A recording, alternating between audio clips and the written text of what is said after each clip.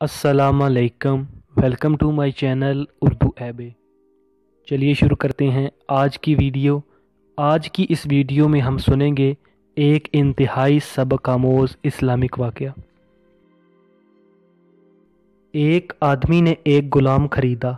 ग़ुलाम ने कहा, ए मेरे आका, मैं 3 शर्तें लगाता हूँ, तब मैं आपके साथ जाऊँगा। आका ने कहा, कौन सी 3 शर्तें?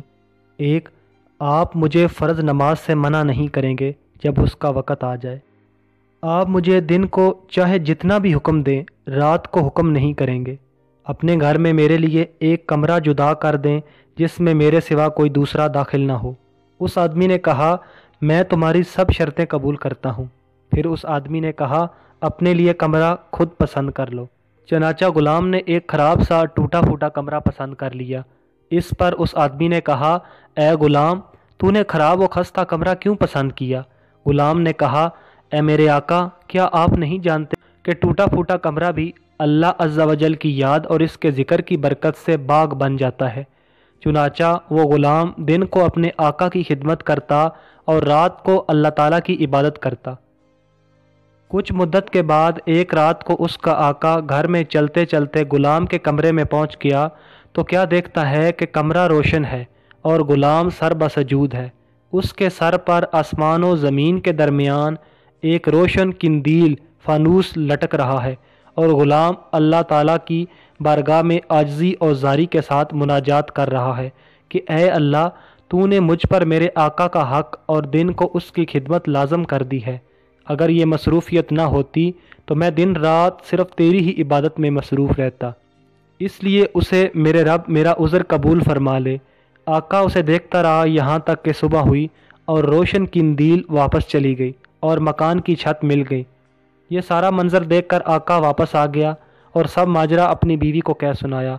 दूसरी रात वो अपनी बीवी को साथ लेकर ग़ुलाम के दरवाज़े पर आया तो देखा कि ग़ुलाम सजदे में पड़ा है और किंदील उसके सर पर है।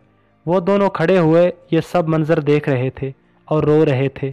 आखिरकार सुबह हुई तो इन दोनों ने ग़ुलाम को बुलाकर कहा, तुम अल्लाह की खातर आज़ाद हो ताकि तुम जो उज़र पेश कर रहे थे वो दूर हो जाए और तुम यकसुई के साथ अल्लाह की इबादत कर सको।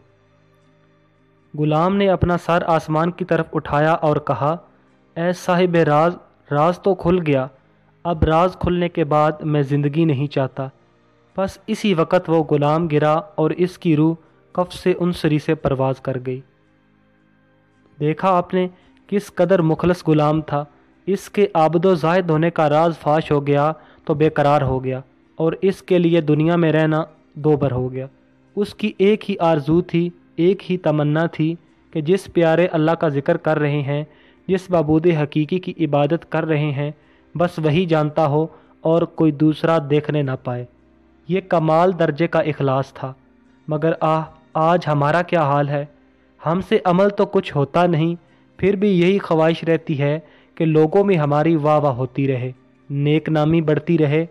चंद सिक्के अगर किसी मस्जिद में चंदे भी दे दिया जाए तो ये ख्वाहिश होती है, बल्कि मुतालबा होता है कि हमारा नाम लेकर ऐलान किया जाए।